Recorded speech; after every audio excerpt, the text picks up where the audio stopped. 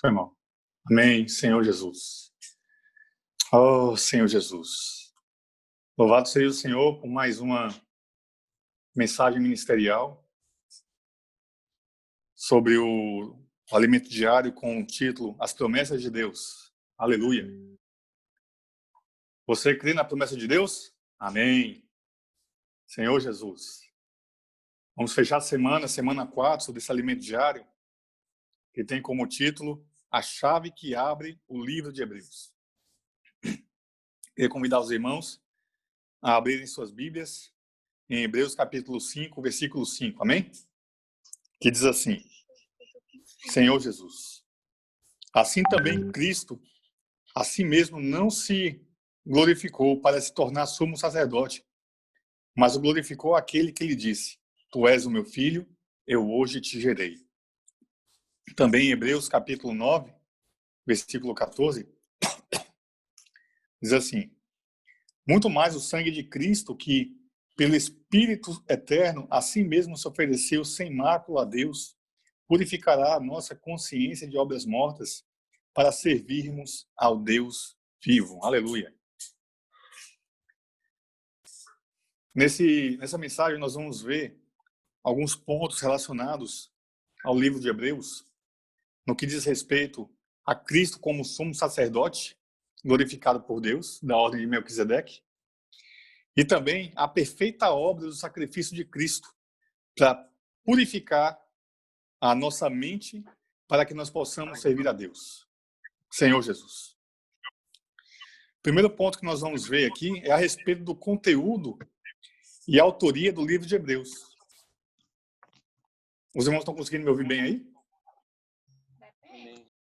Sim? Amém? Senhor Jesus. Amém. Amém. Thiago. Amém. Aleluia. Senhor Amém. Jesus. Peço aos irmãos que permaneçam com os microfones mudos. Amém? A gente está fazendo também a gravação para o YouTube. Aleluia. Hoje nós invertemos um pouquinho, tá bom? Hoje a gente está fazendo ao vivo para depois mandar para o YouTube. Senhor Jesus. Porque o YouTube pode esperar, né, irmãos? O importante é que o Espírito possa fluir. Amém? Senhor Jesus.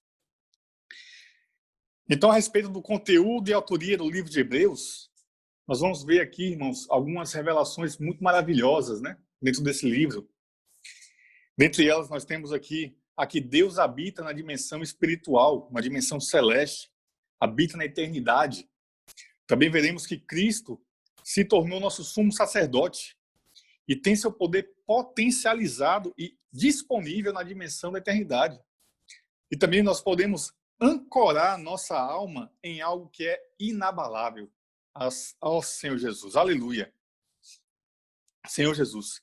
No aspecto geral, quando os estudiosos eles descrevem o livro de Hebreus, eles destacam o fator principal, né? O que mais sobressai em todo o livro de Hebreus: a supremacia e suficiência de Cristo, Senhor Jesus.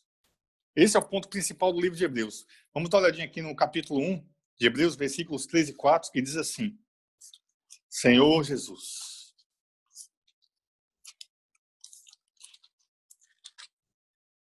Capítulo 1, versículo 3 e 4 diz assim: Ele é o resplendor da glória e a expressão exata do seu ser, sustentando todas as coisas pela palavra do seu poder. Depois de ter feito a purificação dos pecados, assentou-se à direita da majestade nas alturas, tendo se tornado tão superior aos anjos quanto herdou mais excelente nome do que eles. Senhor Jesus. Apesar de não ter ainda um consenso a respeito de quem escreveu esse livro, alguns, né, diziam que era Paulo. Esse entendimento de que foi o apóstolo Paulo durou por muitos séculos, né? Mas aí foi desconsiderado em parte por conta da tipologia do livro, né? Que diverge um pouquinho do padrão de escrita de Paulo nas epístolas. Já pensaram que foi Apolo, né? Também pensaram que foi Barnabé. Dentre esses aí, o Apolo é o que tem uma maior possibilidade de ter escrito esse livro, segundo os estudiosos. Mas para nós isso não é importante. O que importa para nós é que quem escreveu Hebreus destacou a supremacia e superioridade de Cristo. Aleluia. É um livro cheio de revelação que não poderia ter sido escrito por um homem na alma, mas ele foi escrito no Espírito. Aleluia. Mas o ponto que nós vamos ver hoje aqui no livro de Hebreus não é sobre esse fato da superioridade de Cristo. Nós vamos ver hoje sobre o plano de Deus para a salvação do homem, escrito aqui no livro de Hebreus. Esse é o aspecto microeconômico, ou seja, qual o processo que Deus está utilizando para que o homem possa ser salvo e possa adentrar na dimensão espiritual. Senhor Jesus. Essa dimensão espiritual é aquela que está mencionada em João, do capítulo 14 ao 17. Vamos ler uma palhinha, vamos ler aqui João 14, versículos 2 e 3, amém? Senhor Jesus, que diz assim, ó Senhor Jesus. Diz assim, na casa de meu pai há muitas moradas. Se assim não fora, eu vos teria dito, pois vou preparar-vos lugar. E quando eu for e vos preparar lugar, voltarei e vos receberei para mim mesmo, para que onde eu estou estejais vós também. Senhor Jesus. Quando se trata da questão de onde Deus habita, de que lugar é esse que Deus preparou para nós, o homem ele sempre indagou. Isso é um dos maiores mistérios do universo. Mas o livro de Hebreus ele esclarece para nós todas essas perguntas. Então, dentro de um aspecto didático, o que o livro de Hebreus ele mostra para nós? Nós temos no livro de Hebreus a superioridade infinita de Cristo, do capítulo 1 ao capítulo 4. Temos a superioridade inquestionável do sacerdócio de Cristo, dos capítulos 5 até o 10. E temos também a superioridade da pessoa e do poder de Cristo, dos capítulos 11 ao capítulo 13. Senhor Jesus.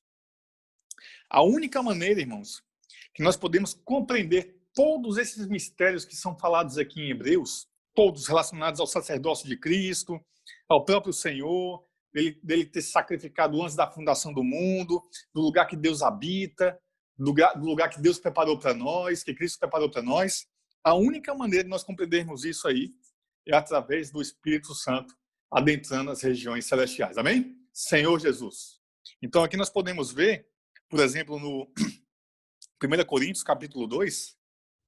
Ó Senhor Jesus. 1 Coríntios, capítulo 2. Senhor Jesus. Versículos 14 e 15. Dizem assim, ora, o homem natural não aceita as coisas do Espírito de Deus, porque eles são loucura, e não pode entendê-las porque elas se discernem espiritualmente.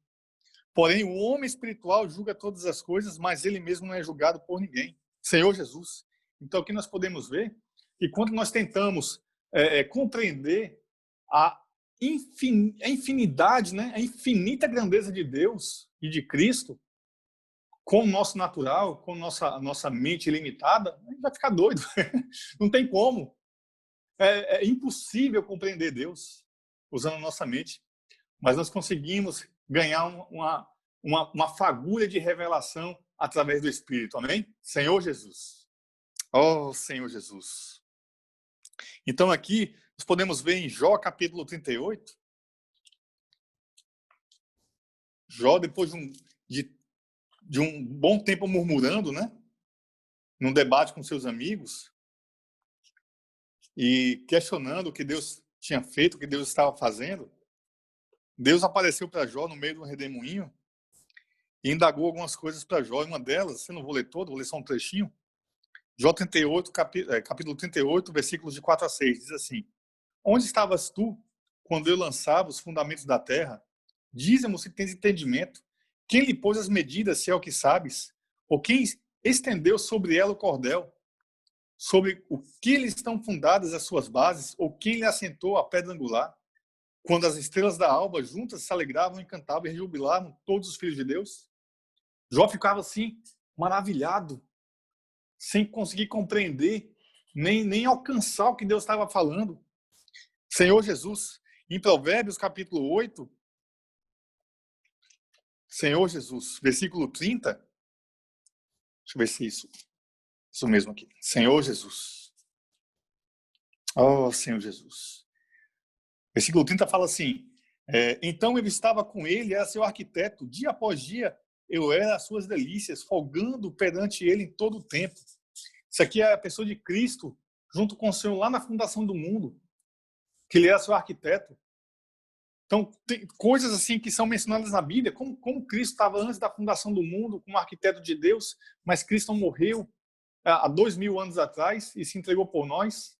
Nós vamos tentar compreender isso com base na revelação que o Senhor deu por meio da palavra. Amém? Senhor Jesus. Isaías, capítulo 57, versículo 15. Oh, Senhor Jesus. Isaías 57, versículo 15. Senhor Jesus. Diz assim: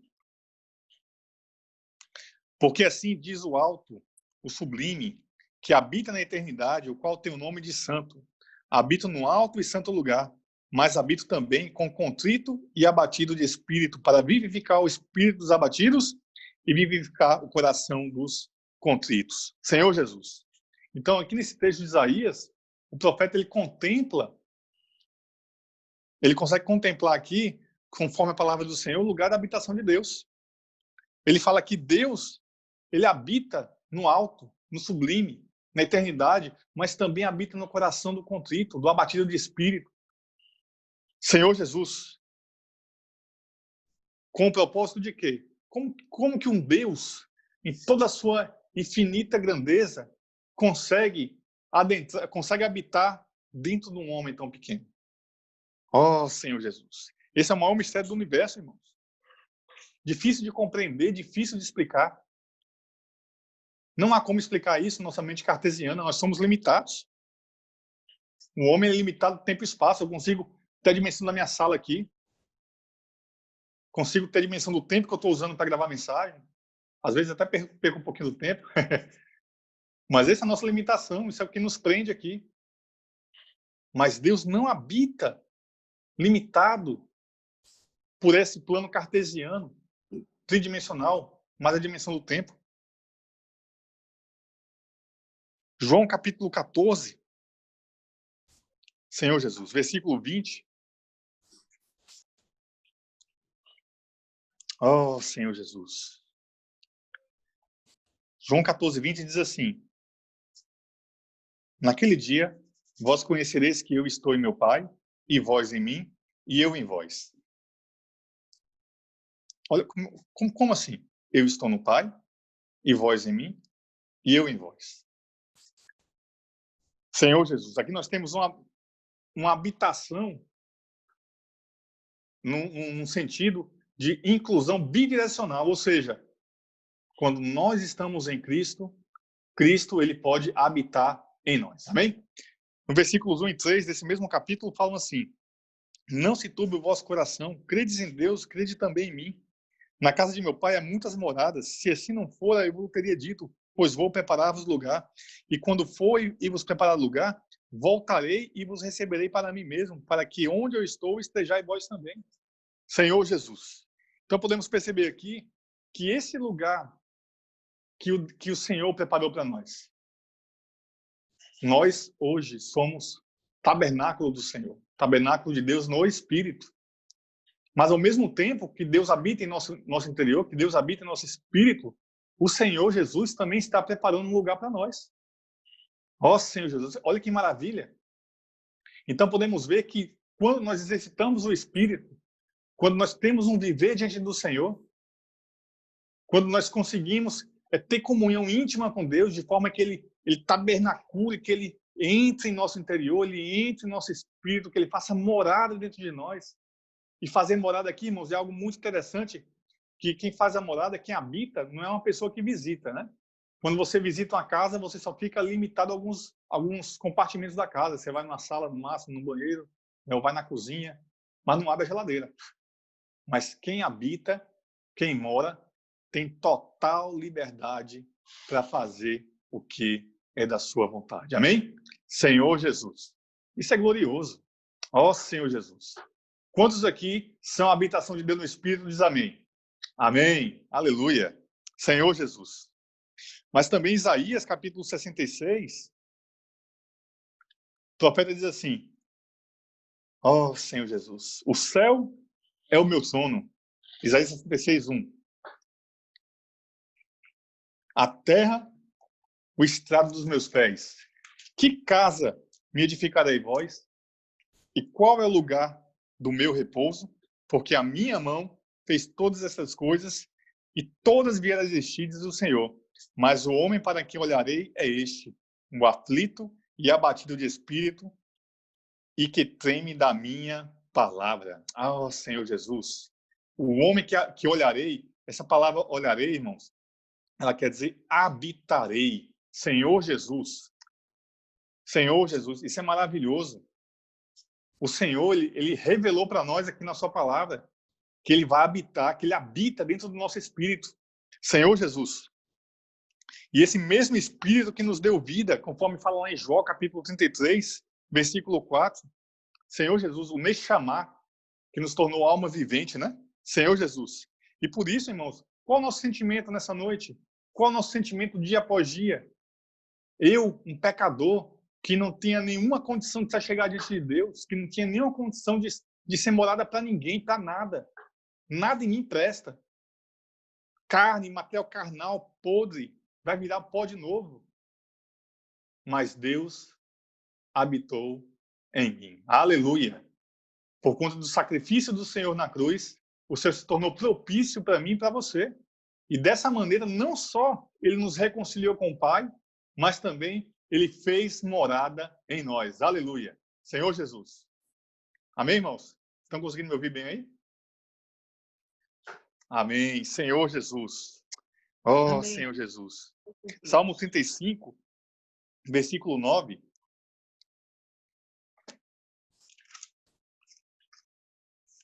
Senhor Jesus. Fala assim: e a minha alma se regozijará no Senhor e se deleitará na sua salvação. Quantos de nós estão alegres essa noite? Amém. Amém? Amém. Amém? Irmão, nós temos que estar vibrando essa noite. Aleluia. Amém! Senhor Aleluia! Jesus. Aleluia. Aleluia! Seja Jesus! Louvado seja Deus o Senhor! Vivo. Aleluia. Jesus. Esse deve ser o nosso coração, o nosso sentimento dia após dia. Amém. Ter alegria na nossa salvação. Ter alegria porque Deus não só habita em nós, mas também está preparando um lugar para nós. Ó Senhor Jesus. E por conta disso, irmãos, qual deve ser o nosso procedimento diante do Senhor? Como nós devemos proceder, sendo aqueles que são selados pelo Espírito Santo da promessa, sendo aqueles que têm o Deus dentro de si, sendo aqueles que têm um lugar que está sendo preparado pelo Senhor, que é o próprio Deus. Colossenses capítulo 3. Ó Senhor Jesus.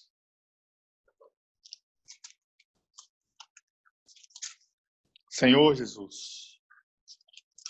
Capítulo 3, versículo 1. Portanto, se fostes ressuscitados juntamente com Cristo, buscai as coisas lá do alto, onde Cristo vive, assentado à direita de Deus. Pensai nas coisas lá do alto, não nas que são daqui da terra, porque morrestes e a vossa vida está oculta juntamente com Cristo em Deus. Aleluia. O nosso encargo como pessoas cristãs, salvas pelo Senhor, lavados com seu sangue, remidos, reconciliados, cativos de Cristo,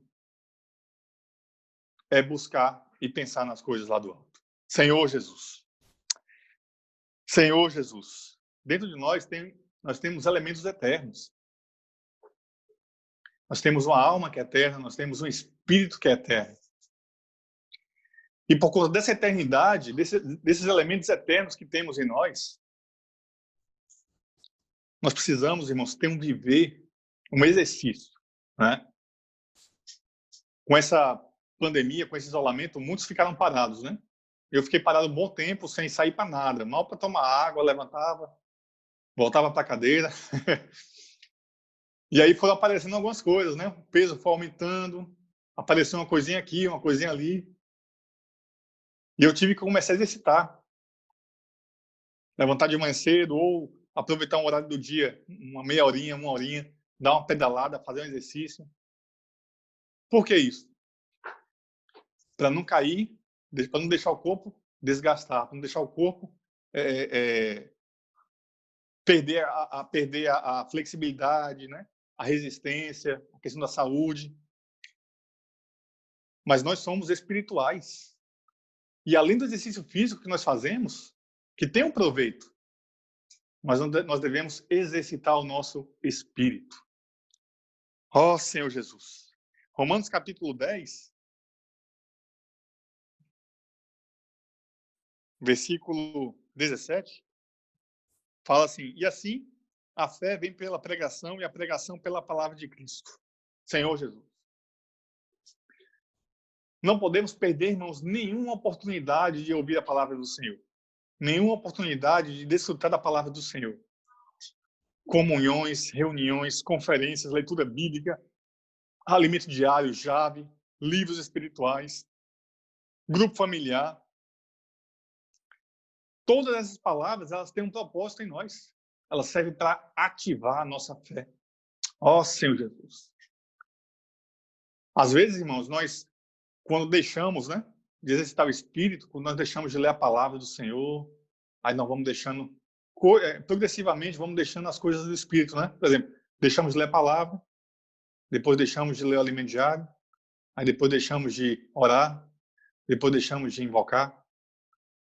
Nesse momento aí, o Senhor, ele dá que nem o pessoal do Facebook, dá uma cutucada em nós.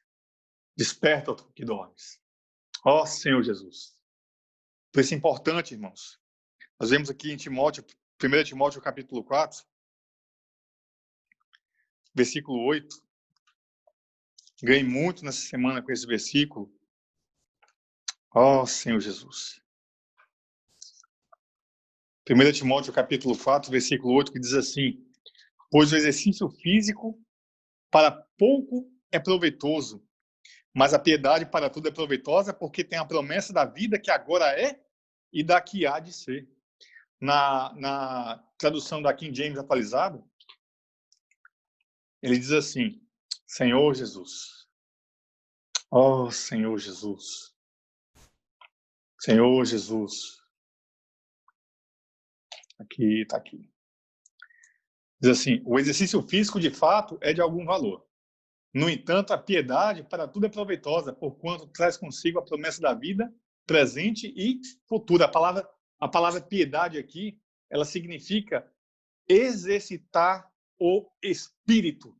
Se você pegar a tradução da nova tradução da linguagem de hoje, ele usa exatamente essa expressão: exercitar o espírito. Aleluia! Exercitar o espírito é o que nos traz a promessa da vida futura e vida presente. Ou seja, exercitar o espírito nos dá cada vez mais a vida de Deus, a vida Zoé. Jesus é o Senhor. Ó Senhor Jesus. Senhor Jesus. Ó Senhor Jesus. Senhor Jesus. Mas como nós podemos ligar o homem, um ser terreno, um ser limitado, na pessoa de Cristo? Tiago, capítulo 1, versículo 17. Senhor Jesus, ele diz assim: toda boa dádiva e todo dom perfeito são lá do alto, descendo do Pai das luzes, em que não pode existir variação ou sombra de mudança. Senhor Jesus. Deus, ele é imutável. Deus, ele é invariável. Ele habita o quê? Nas luzes. Ele habita numa região inacessível pelo homem. Nós não conseguimos compreender nem contemplar Deus de maneira terrenal. É por isso que muitas pessoas tentam estudar a Bíblia, fazem faculdade de teologia, gastam décadas de sua vida tentando compreender a Deus, mas esquecem um ponto que é fundamental.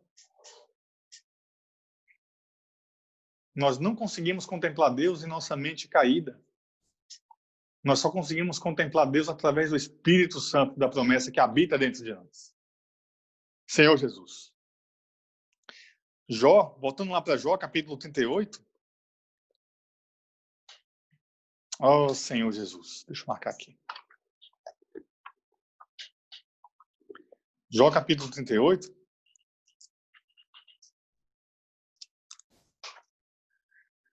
Senhor Jesus. Depois do versículo... Nós lemos o versículo 5, né?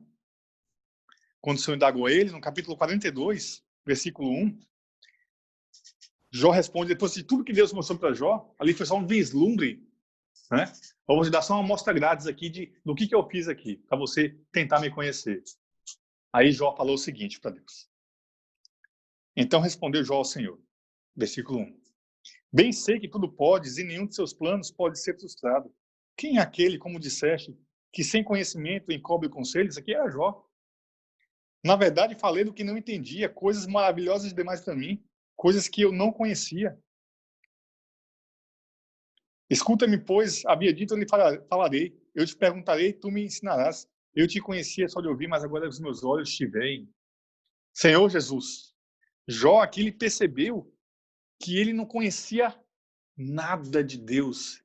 Ele não conhecia, ele não conseguia contemplar a grandeza de Deus, nem das obras de Deus. 1 Timóteo, capítulo 6. Senhor Jesus. Versículo 16. O apóstolo Paulo, ele fala assim, o único que possui imortalidade, que habita em luz inacessível, a quem homem algum jamais viu, nem é capaz de ver. A ele a honra, poder eterno. Amém. Senhor Jesus, como contemplar um Deus desse? Como nós podemos mensurar ou tentar adentrar na compreensão do que Deus é? No Alimento Diário, ele mostra até umas imagens, né? Ele cria... Tem como colocar, Thiago? Ele cria uma linha de tempo para tentar explicar o homem. E ele coloca ali a eternidade passada. Compartilhou aí? Essa aí, O Thiago compartilhou aí para nós. Ó. Ele coloca a linha do tempo, né? O ponto A, eternidade passada. B, fundação do mundo. C, encarnação de Cristo. D, crucificação. E, ressurreição. E o A de novo, eternidade futura. Dessa maneira, nós conseguimos compreender um pouco da obra de Deus. Mas a partir do momento que nós passamos para a segunda imagem, que é uma forma do anel, e esse anel é muito interessante, que ele pega o modelo do anel das argolas, né? Esse aí, das argolas que sustentavam ali a arca, né? Onde colocava aquela vara de acácia, né? Revestida de ouro, que representa ali o homem. Quando nós olhamos para esse anel e que fecha o círculo, não se tem mais ideia de onde é início e é fim, porque o círculo ele representa o infinito. Senhor Jesus. Apocalipse, capítulo 13. Senhor Jesus.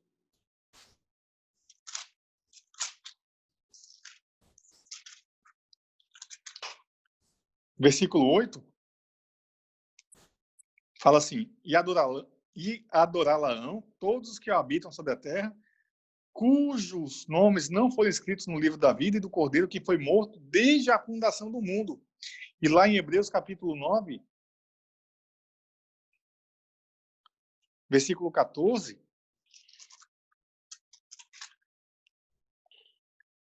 fala assim, muito mais o sangue de Cristo que pelo Espírito eterno, a si mesmo se ofereceu sem mácula a Deus, purificará a nossa mente de obras mortas para servirmos a Deus vivo. Ou seja, o sacrifício do Senhor... Tá, essa tela fixa aí. O sacrifício do Senhor... Tá sempre essa tela bem aí. O sacrifício do Senhor... O Senhor foi dado como um sacrifício, ele se ofereceu como um sacrifício antes da fundação do mundo. Como assim? Senhor Jesus. Como que nós conseguimos compreender isso? O plano de Deus, no aspecto macroeconômico, no aspecto geral, é o plano de salvação do homem. num plano microeconômico, ou seja, quando se fala do processo de salvação, Deus é maravilhoso. O Senhor planejou salvar o homem, caso fosse necessário, desde antes da fundação do mundo. Aleluia. Senhor Jesus.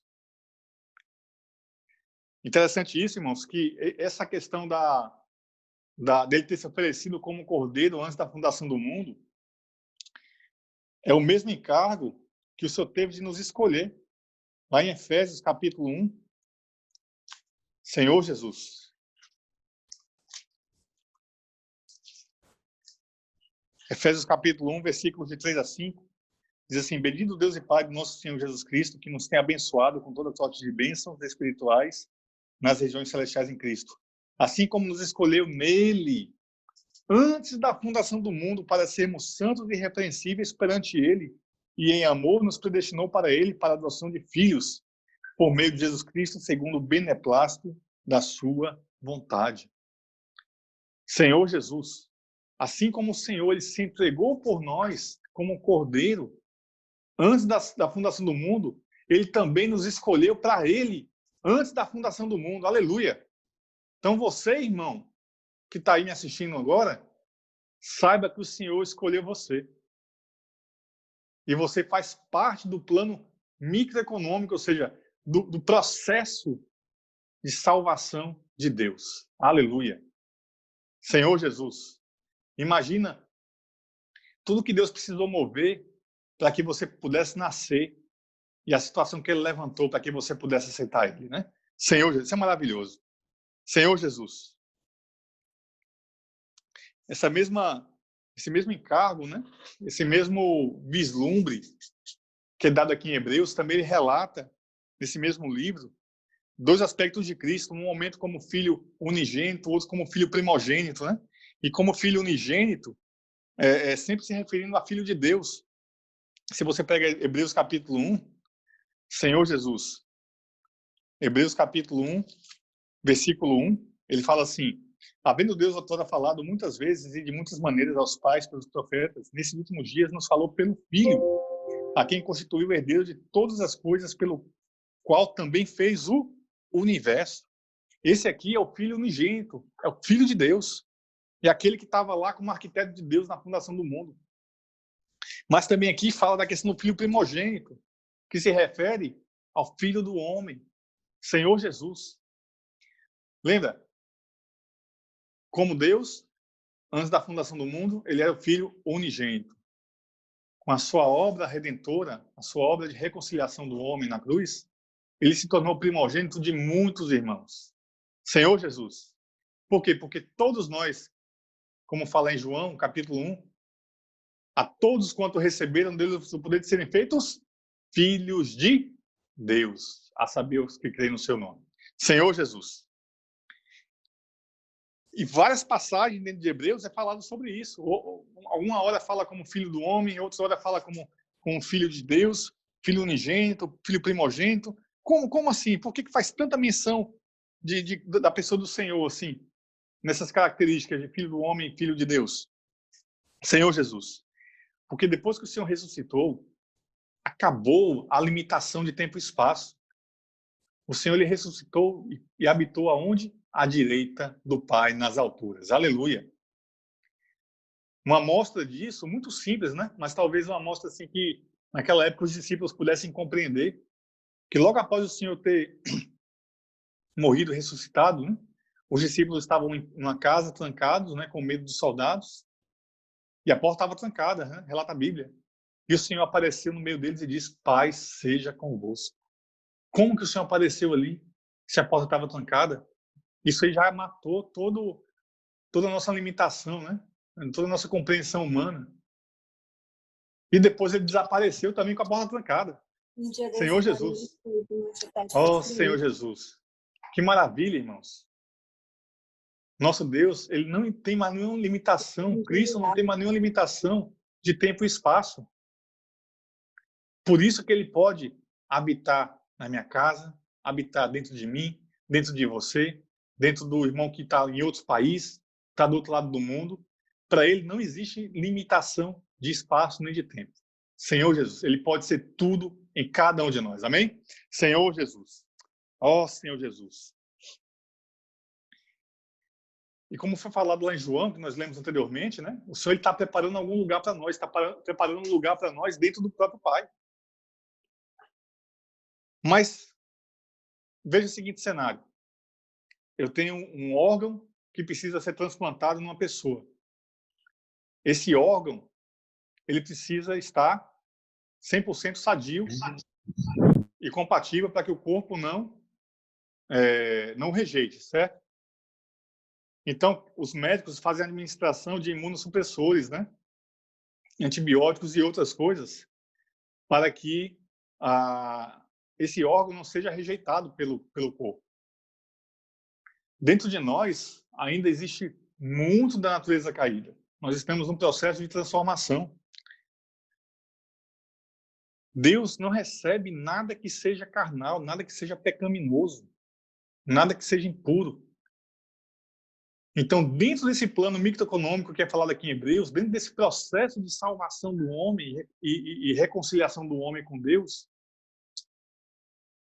Deus está trabalhando em nós alguns requisitos. Esses requisitos são santidade, unidade, amor, verdade e justiça de Deus. Senhor Jesus. Cada vez que nós nos achegamos ao Senhor, cada vez que nós nos achegamos à palavra, que nós nos reunimos com os irmãos, que nós servimos ao Senhor, que nós pregamos o Evangelho, que nós oramos, que nós passamos por uma provação, uma tribulação, cada etapa desse processo tem um propósito de nos dar cada um desses requisitos. Até uma pergunta foi levantada no Alimento Diário da seguinte forma: o quanto de Deus já cresceu em nós? Nós conseguimos medir? Senhor Jesus, nós sabemos que nós não somos mais aqueles que éramos, né, quando nós recebemos o Senhor. Mas ainda falta muito. Por isso que Paulo falava, né? Prossigo para o alvo. O que ficou para trás, ficou para trás. Vamos avançar para o Senhor, amém? Senhor Jesus. Oh, Senhor Jesus. Vou tentar fechar isso aqui por conta do tempo.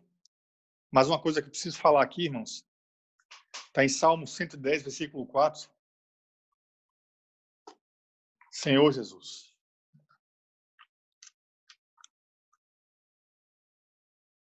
Oh, Senhor Jesus. Salmo 110, versículo 4. O Senhor jurou e não se arrependerá. Tu és sacerdote para sempre, segundo a ordem de Melquisedeque. Falar um pouquinho sobre Melquisedeque. Melquisedeque aqui representa a pessoa de Cristo. Segundo a história, Melquisedeque ele apareceu para Abraão depois de ter derrotado alguns reis. E ali, naquele momento que ele apareceu para Abraão, ele abençoou Abraão. E nós sabemos que a bênção ela sempre vem do maior para o menor.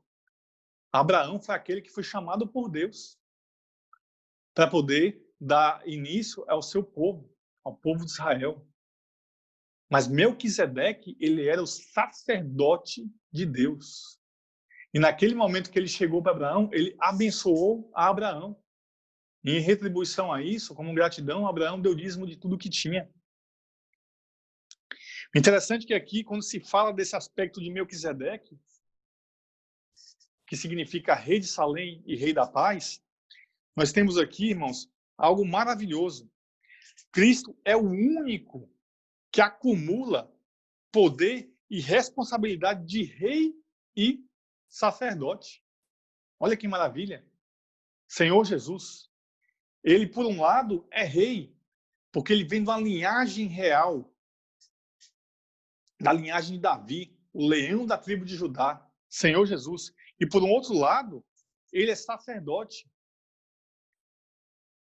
Ou seja, aquele que governa e aquele que tem o encargo de levar o seu povo à comunhão com Deus. Os reis davídicos, né? Ou seja, os reis da linhagem de Davi, eles representavam o governo de Deus sobre a terra, o governo de Deus sobre Israel e sobre o mundo. E a função desses reis era executar, realizar as atividades de serviço a Deus. Entre cuidar da arca da aliança, cuidar do templo, né? Cuidar dos serviços sacerdotais, né? Dos levitas. Esse é o encargo do rei Davídico. E o Senhor, ele foi constituído por Deus como um sacerdote da ordem de Melquisedeque. Se nós olharmos aqui a palavra do Senhor Jesus, Hebreus capítulo 7, versículos 15,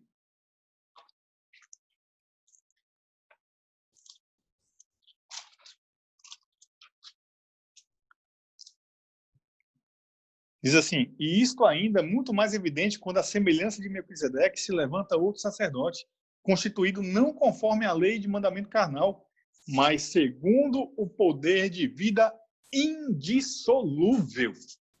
Senhor Jesus. O sacerdócio que foi dado ao Senhor, a constituição do Senhor, não é de um simples sacerdote, mas é de um sumo sacerdote, ou seja, alguém que tem total poder para nos levar à plena comunhão com Deus. Aleluia! No versículo 19 diz, pois a lei nunca aperfeiçoou coisa alguma, e por outro lado, se introduz esperança superior pela qual nós chegamos a Deus. O sacerdócio levítico, o sacerdócio do povo de Arão, da linhagem de Arão, era um sacerdócio falho, um sacerdócio que não conseguia levar o homem a ter uma vida de comunhão com Deus. O homem tinha uma comunhão esporádica com Deus, de forma muito religiosa, para cumprir uma lei. Mas nós podemos nos achegar confiadamente ao trono da graça. Amém? Senhor Jesus. Nós precisamos acordar para essa revelação, irmãos. Romanos capítulo 13, versículo 11.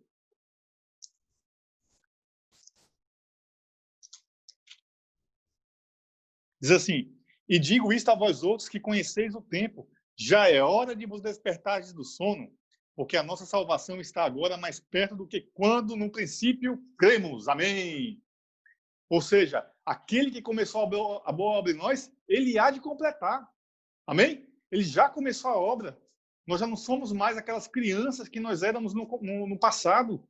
Senhor Jesus, o Senhor tem avançado em nós, o Senhor tem crescido em nós, e o Senhor quer avançar muito mais.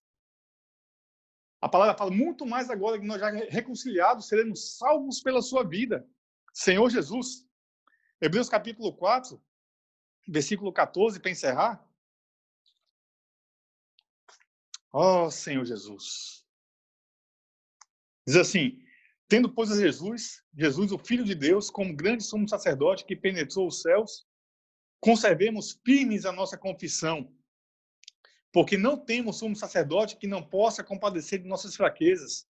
Antes, ele foi tentado em todas as coisas à nossa semelhança, mas sem pecado. Acheguemos-nos, portanto, confiadamente junto ao trono da graça, a fim de recebermos misericórdia e acharmos graça para socorro em ocasião oportuna. Irmãos, aleluia! Nós devemos nos alegrar muito diante do Senhor, porque nós temos um sumo sacerdote que conhece toda a nossa fraqueza. Ele já passou por todas as dificuldades. Não pense que você passa por um problema sozinho.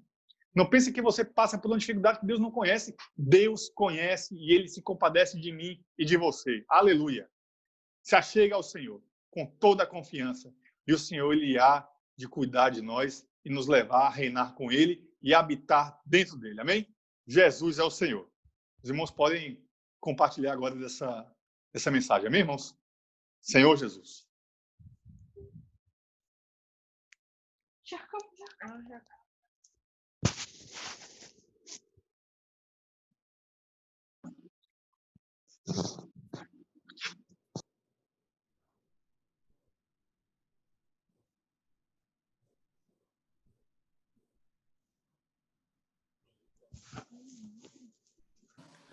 Senhor Jesus. Amém, Jeremias? Podem falar. Tem alguns irmãos aí novos. Jeremias.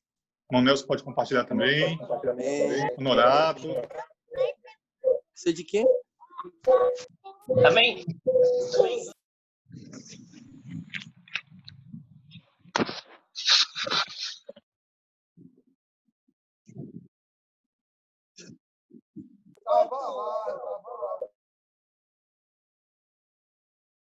todos.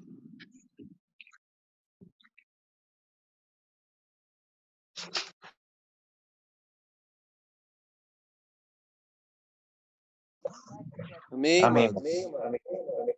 Seu Senhor.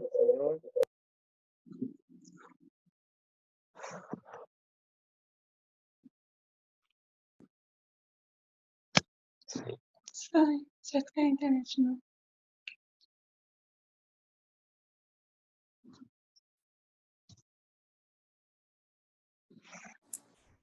Amém, irmãos? Podem compartilhar aí, tá bom? Que a gente vai desativando os microfones, amém?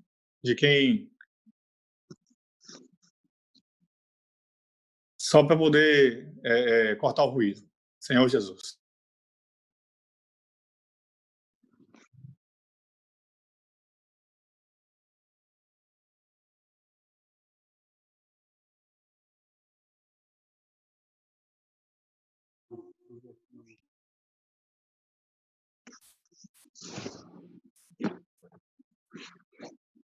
Amém. Aleluia. Jesus é nosso Senhor. Irmãos, fico muito feliz, como diz o versículo lá em Romanos 10:17, a fé vem por ouvir a pregação da palavra de Cristo. Graças a Deus pela essa palavra, né, que nos iluminou e nos traz uma nova fé, né? A gente se sente revigorado pelo Senhor, porque quando ouvimos essa palavra, a gente sente a transformação que Deus está fazendo dentro de nós. Apesar de eu não saber a quantidade que eu cresci em Cristo, né? Nesse tempo, servindo a Deus, buscando a Deus, me sujeitando